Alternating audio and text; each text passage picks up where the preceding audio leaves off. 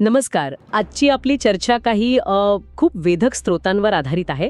आपल्यासमोर आहे एका पुस्तकाचं मुखपृष्ठ आणि एका संस्थेची एक लहानशी नोंद.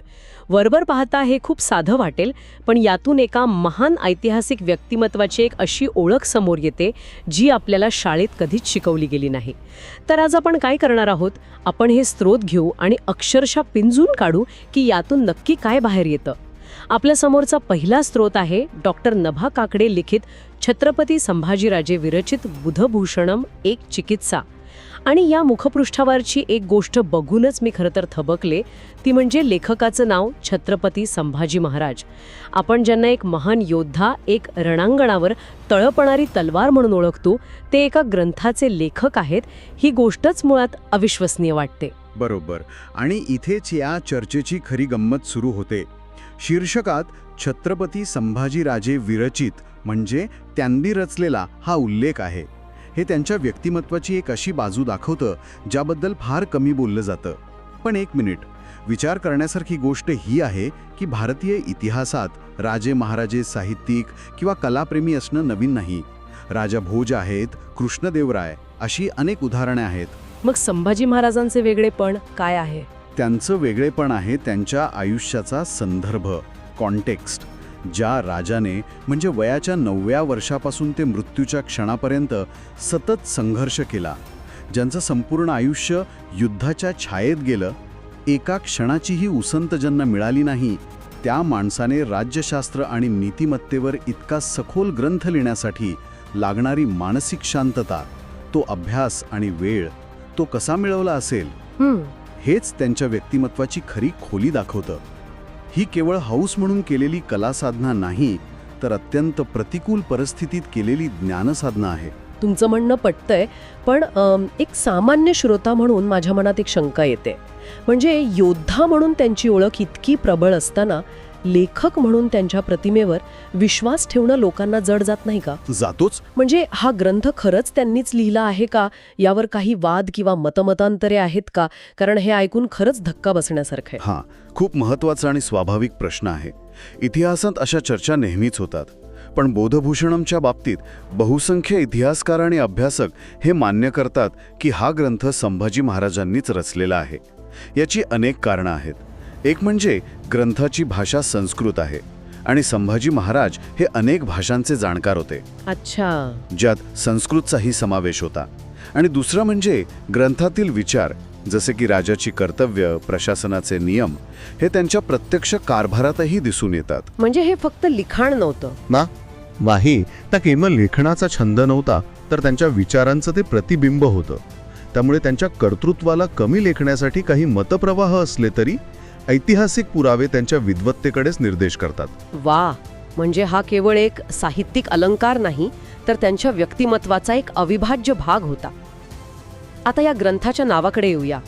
बुधभूषणम हे नावच खूप भारदस्त वाटतं. याचा नेमका अर्थ काय होतो? बुधभूषणम या नावाचा शब्दशः अर्थ घेतला तर तो विद्वानांचे भूषण किंवा शहाणपणाचा अलंकार असा होतो. बुध म्हणजे विद्वान, ज्ञानी, आणि भूषण म्हणजे अलंकार. पण याच्या खोलात शिरलं तर जास्त मजा आहे. विचार करा, एक राजा आपल्या ग्रंथाचं नाव शस्त्रभूषणम किंवा विजयभूषणम असं काहीतरी ठेवू शकला असता. बरोबर. पण ते बुधभूषणम हे नाव निवडतात, यातनं हे सूचित होतं की त्यांच्यासाठी खरा अलंकार शस्त्र किंवा विजय नव्हता, तर ज्ञान आणि शहाणपण होतं. हा ग्रंथ म्हणजे ज्ञानी माणसाने काय आणि कसं वागावं याचं मार्गदर्शन आहे. यात नीतिमत्ता आहे, आदर्श वर्तन आहे आणि राज्यशास्त्रावर सखोल चिंतन आहे. थांबा, म्हणजे तुम्ही म्हणताय की ज्या राजाच्या हातात कायम तलवार असायची, तोच राजा लेखणी चालवून शहाणपणाचा अलंकार यावर लिहितोय. हे चित्र डोळ्यासमोर आणल्यावरच अंगावर काटा येतो. खरंच अविश्वसनीय आहे. आहेच. पण मग ही गोष्ट इथेच संपत नाही, कारण आपल्याकडे फक्त मूळ ग्रंथाचं नाव नाहीये, तर त्यावर डॉक्टर नभा काकडे यांनी लिहिलेलं एक चिकित्सा हे आधुनिक पुस्तक आहे. म्हणजे ही गोष्ट इतिहासात गोठून राहिलेली नाहीये, ती आजही जिवंत आहे. अगदी. आणि चिकित्सा हा शब्द इथे खूप महत्त्वाचा आहे.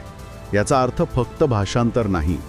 विचार करा, डॉक्टर जशी चिकित्सा करतो म्हणजे रोगाच्या मुळाशी जातो, लक्षणं तपासतो आणि आजच्या काळात त्यावर काय उपाय आहे हे शोधतो, तसंच डॉक्टर काकडे या ग्रंथाच्या विचारांच्या मुळाशी जात आहेत. संभाजी महाराजांनी मांडलेली तत्त्व काय होती, ती तेव्हा का महत्त्वाची होती, आणि सगळ्यात महत्त्वाचं म्हणजे ती आजच्या काळात कशी लागू होतात हे त्या तपासत आहेत. वा, म्हणजे हे एक प्रकारे त्या ज्ञानाचं कल्चरल हेल्थ चेकअप करण्यासारखं आहे.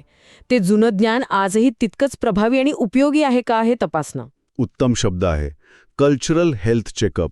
हा ग्रंथ आजच्या तरुणांना, प्रशासकांना, नेत्यांना काय देऊ शकतो याचा शोध म्हणजे चिकित्सा. डॉक्टर काकडे यांच्यासारख्या आधुनिक विद्वानांनी या ग्रंथाची चिकित्सा करणं हेच सिद्ध करतं की बुधभूषणम हा केवळ एक ऐतिहासिक दस्तऐवज नाही, तर आजही तो एक प्रासंगिक आणि अभ्यास करण्यायोग्य ग्रंथ मानला जातो. त्यातील तत्वे आजही विचार करायला लावणारी आहेत. आणि हे ज्ञान लोकांपर्यंत पोचवण्याचं काम मया रेऑन सारखे प्रकाशक करत आहेत, ज्यांचा उल्लेख मुखपृष्ठावर आहे. म्हणजे एका बाजूला डॉक्टर काकड्यांसारखे विद्वान या ग्रंथाचं महत्त्व आजच्या काळात पटवून देत आहेत, पण दुसरीकडे काही संस्था हे ज्ञान सामान्य लोकांपर्यंत पोचवण्यासाठी काय करत आहेत हे पाहणंही तितकंच रंजक आहे. बरोबर. आणि इथेच आपला दुसरा स्रोत ई साहित्य प्रतिष्ठानची एक लहानशी नोंद या चर्चेला एक वेगळ्याच उंचीवर घेऊन जाते. त्यांच्या त्या लहानशा नोंदीत एक मोठा विचार दडलाय, जो या ग्रंथाच्या आधुनिक महत्त्वावर वेगळाच प्रकाश टाकतो. हो, ती नोंद माझ्या समोर आहे. पहिलं आणि सर्वात महत्त्वाचं कारण म्हणजे हा ग्रंथ थेट राज्यकारभार, नेतृत्व गुण आणि नीतिमत्तेशी संबंधित आहे. आजच्या काळात आपण सतत चांगलं प्रशासन, नैतिक नेतृत्व याबद्दल बोलतो.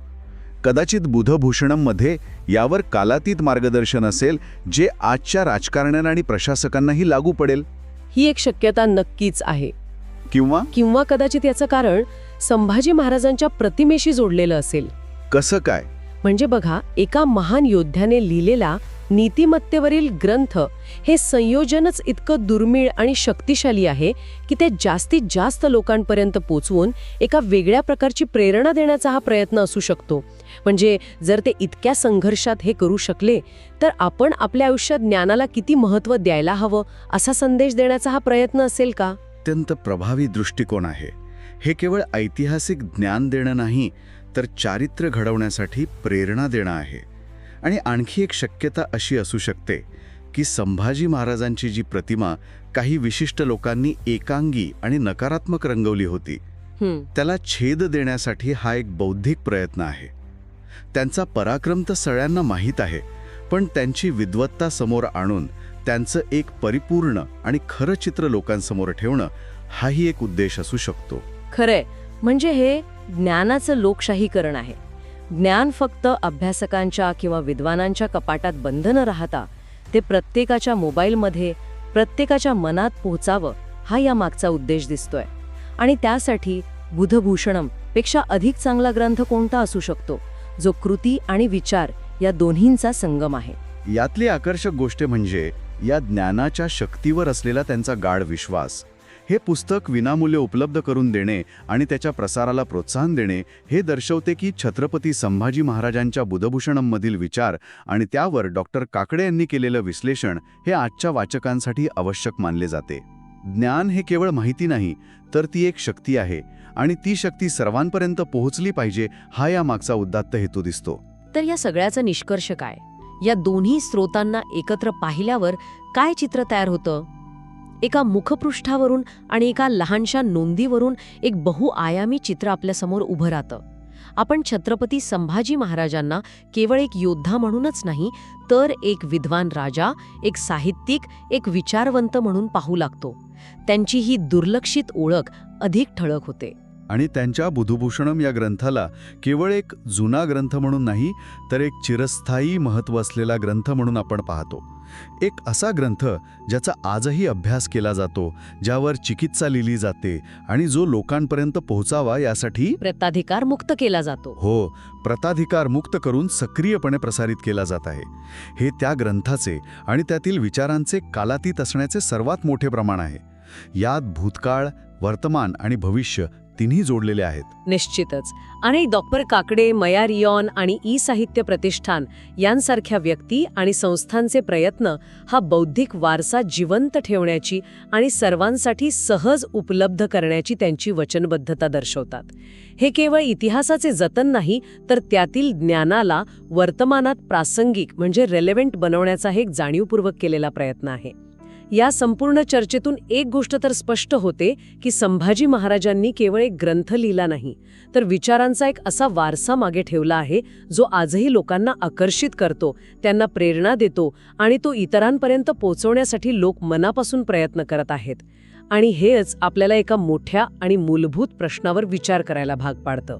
कोणता प्रश्न? हाच की बुधभूषणममध्ये राज्यकारभार, नीतिमत्ता किंवा मानवी जीवनाबद्दल अशी कोणती कालातीत तत्वे दडलेली असतील की जी लिहिल्यानंतर 350 वर्षांनंतरही आजच्या या धावपाळीच्या डिजिटल युगातल्या लोकांसाठी जाणून घेणं इतकं महत्त्वाचे मानले जात आहे. त्या ग्रंथात असं काय अमृत आहे जे आजही तितकंच ताजं आहे? ही गोष्ट आपल्याला विचार करायला लावते की एखाद्या नेत्याची खरी ताकद त्याच्या तलवारीच्या धारेत असते की त्याच्या लेखणीच्या शाईत. कदाचित बुधभूषणम हे याच प्रश्नाचं उत्तर आहे.